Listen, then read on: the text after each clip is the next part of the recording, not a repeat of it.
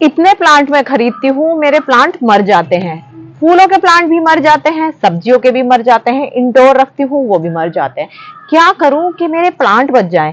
अधिकतर लोगों का यही क्वेश्चन था मुझसे जब मैंने पूछा कि उनको गार्डनिंग में क्या समस्या है। तो इतनी सारी क्वेरी सिर्फ इसी चीज को लेके थी। सारे पैसे खराब हो जाते हैं, पौधा लाते हैं नर्सरी से ठीक होता है, घर आते ही मर जाता है। ये सब्जी उगाते हैं, पौधा मर जाता है।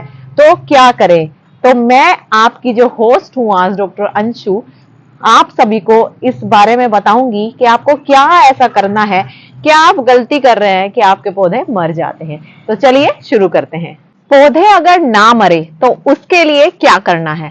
तो जब भी आप पौधा लगाते हैं तो सबसे जरूरी जो चीज होती है उसके लिए वो होती है उसकी मिट्टी। फॉर एग्जाम्पल, अगर हम एक इंसान हैं और हम लोग अगर अच्छा खाएंगे नहीं, पिएंगे नहीं, तो हम भी खराब हो जाएंगे, मतलब हमारी सेहत अच्छी नहीं रहेगी अगर हम अपना ध्यान नहीं देंगे।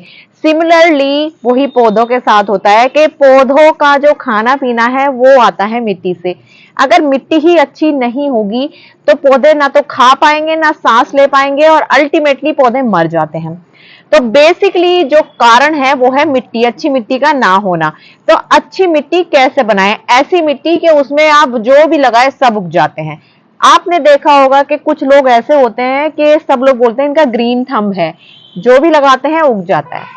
तो वो किसी किसी का एक्चुअल में वरदान होता है, मैं भी ये चीज मानती हूँ।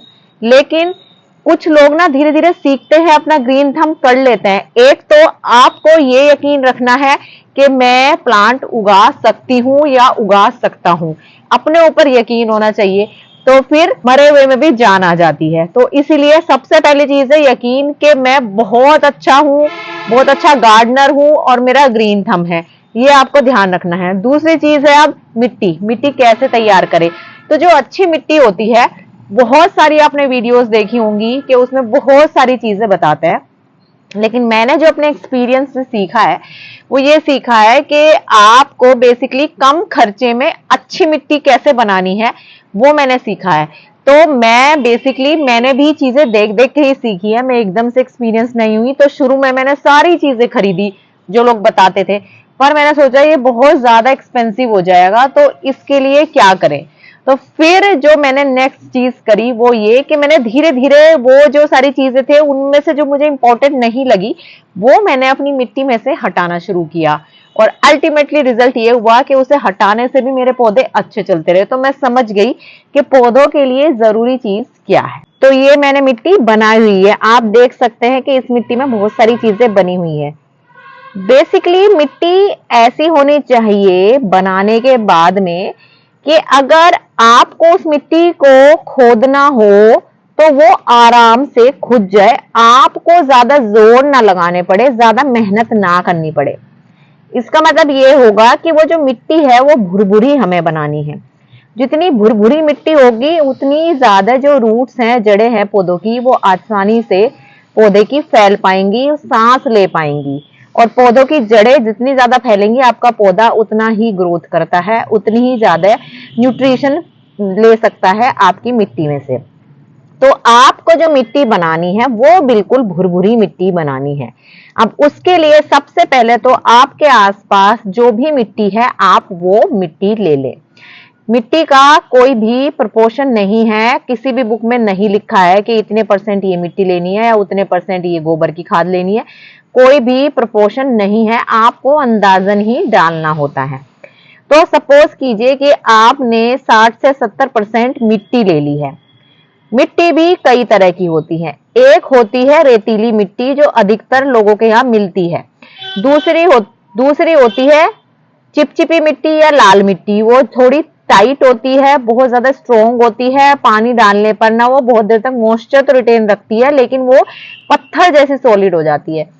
तो हमें वैसे वाली मिट्टी नहीं चाहिए, अगर है ऐसी उसको ठीक बनाना है। कैसे बनाना है वो भी मैं आपको बताऊंगी। तो अगर इन दोनों में से आपकी मिट्टी रेतीली है तो आपको उसमें रेत नहीं मिलाना है, लेकिन अगर आपकी मिट्टी जो है वो लाल वाली मिट्टी है और बहुत टाइट है, या लाल रंग की नहीं है बट बहुत टाइट मिट्टी है, तो उसमें आप 20% के करीब रेत मिला लीजिए। उसके बाद जब आप रेत मिला लेंगे तो उसको अगर आपको लग रहा है कि और भी भुरभुरी नहीं है, उसके आप उस बाद मिला सकते हैं उसमें कोकोपीट, आप मिला सकते हैं उसमें कोकोपीट का पाउडर। ये जो है ये मैं आपको दिखा रही हूँ। तो ये जो है ये है कोकोपीट का पाउडर। कोकोपीट क्या होता है?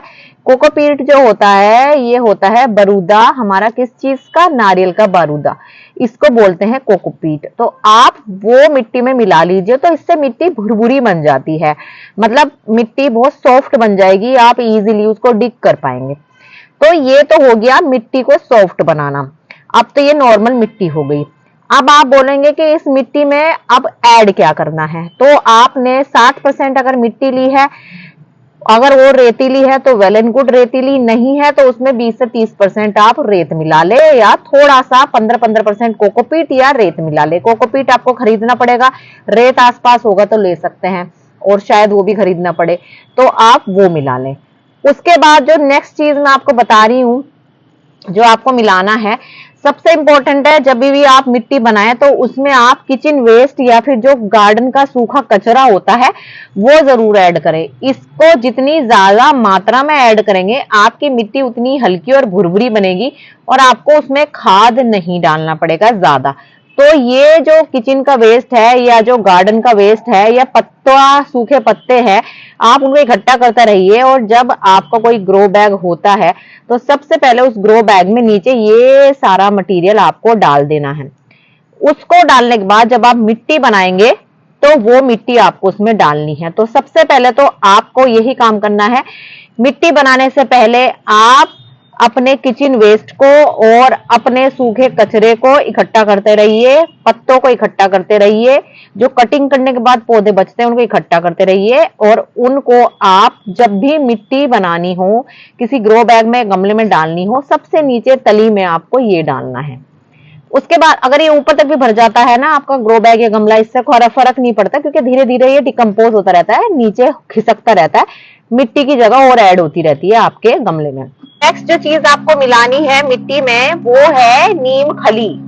नीम की खली आपको आपके यहाँ जो लोकल स्टोर होते हैं वहां भी मिल जाएगी, या आप ऑनलाइन भी किसी भी वेबसाइट से खरीद सकते हैं। आप जब नीम की खली ले आएंगे तो अगर आपने 60% मिट्टी ली है और उसमें 15% रेत, 15% कोकोपीट मिलाया है, तो उसके बाद आप उसमें 1 से 2 मुट्ठी ये नीम की खली मिला सकते हैं। अब आप पूछेंगे कि ये क्यों मिलाए भाई, इसके बिना काम नहीं चलेगा? तो आप कुछ भी छोड़ दे, बट नीम की खली मिलाना बिल्कुल मत छोड़िए, क्योंकि ये होती है anti fungal, anti bacterial, anti viral, हर तरह का मतलब पौधों के लिए दवाई है, ये मिट्टी के लिए दवाई है, मिट्टी के लिए ये एंटीबायोटिक का काम करती है। तो मिट्टी में लगने वाले कीड़ों से बचाती है, और अगर मिट्टी में कीड़े नहीं लगेंगे तो पौधे में भी कीड़े नहीं लगेंगे।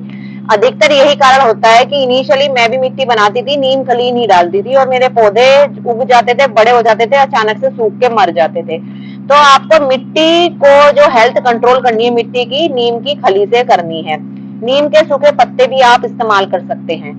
अगर ये नहीं डालते, वैसे तो डालनी है, तो आपको हल्दी डालनी है, और हल्दी के साथ में आप डाल सकते हैं दालचीनी का पाउडर। ये देखिए, जैसे ये मैंने दालचीनी का पाउडर इसमें मिला के रखा हुआ है, तो आप डाल सकते हैं दालचीनी का पाउडर, ये भी बहुत अच्छा काम करता है, तो आप ये भी ऐड कर सकते हैं। अब पौधों को न्यूट्रिशन मिले, वो बढ़े, और उन्हें आपको एक्स्ट्रा खाना ना देना पड़े, उसके लिए आपको उसमें ऐड करना पड़ेगा वर्मी कंपोस्ट या फिर गोबर की खाद। आजकल तो वर्मी कंपोस्ट और गोबर की खाद आपको आपके आसपास जो नर्सरी है उनमें भी मिल जाएगी, नहीं तो ये जो है आपको ऑनलाइन भी मिल जाएगी, या फिर जो जो बीज भंडार होते हैं, खाद भंडार होते हैं, वहां पे भी आराम से मिल जाएगी। तो अगर आपको ये लेना है तो उसमें आप कम से कम 20 से 30% ये भी ऐड करना है वजन के हिसाब से, मिट्टी के वजन के हिसाब से, क्योंकि ये आपके पौधे को समय समय पर पोषण देता रहेगा। तो यानी कि बेसिकली जो आपको मिट्टी तैयार करनी है उसमें आपको लेनी है मिट्टी, अगर रेतीली है तो रेत नहीं डालना है, उसमें डालना है फिर रेत, उसके बाद उसमें आपको डालना है, अगर और भी टाइट है तो कोकोपीट, नहीं तो छोड़ सकते हैं। उसके बाद उसमें डालना है आपको नीम खली या फिर हल्दी और दालचीनी का पाउडर, और उसके बाद जो उसमें डालना है गोबर की खाद, नहीं तो वर्मी कंपोस्ट। तो ये आपकी एक मिट्टी बनके तैयार होगी। इसके अलावा और अलाना फलाना ढिमकाना मैं तो अपनी मिट्टी में नहीं डालती हूँ, जब पौधा लगा देती हूँ उसके बाद खाद अलग अलग डालने होते हैं, वो मैं समय समय पर देती रहती हूँ। लेकिन मिट्टी में तो फिलहाल यही सारी चीजें डालनी होती है और फिर आपकी बहुत अच्छी सी मिट्टी बनके तैयार हो जाती है। ये देखो बिल्कुल मेरी रेडीमेड मिट्टी है जो मैं बना के रखी हूँ और मैंने डाल के रखी हुई है, एक ही साथ बना लेती हूँ। तो ये मेरी मिट्टी बनके तैयार। तो इस मिट्टी में आप जब पौधा लगाएंगे तो आपका जो पौधा है वो मरेगा नहीं, उसकी मैक्सिमम समस्या आपकी दूर हो जाएगी। एटलीस्ट वो पौधा मिट्टी की वजह से तो बिल्कुल नहीं मरेगा। मतलब इस मिट्टी को अगर आप ऐसे बना लेते हैं सिंपल तरीके से तो आप इसमें कुछ भी लगाएं इजीली लग जाएगा। अब जो पौधा मरेगा मिट्टी के वजह से नहीं मरेगा और दूसरे कारण होंगे जिसकी वजह से पौधा मर सकता है, जो कि हम आने वाली फर्दर वीडियोस में डिस्कस करते रहेंगे। अच्छा, अगर आपको मेरी वीडियोस अच्छी लगे तो प्लीज मेरे चैनल को सब्सक्राइब कीजिएगा और मैं इंस्टाग्राम, यूट्यूब, फेसबुक पे भी आपको मिल जाऊंगी। वहां भी आप अपनी कोई भी क्वेरी हो कमेंट करके मुझसे पूछ सकते हैं। थैंक यू सो मच, बहुत बहुत धन्यवाद। मेरा मोटो यही है कि मैं आपका ज्यादा टाइम वेस्ट ना करूं, बस मुद्दे की बात करूं और बस बात खत्म। Thank you so much.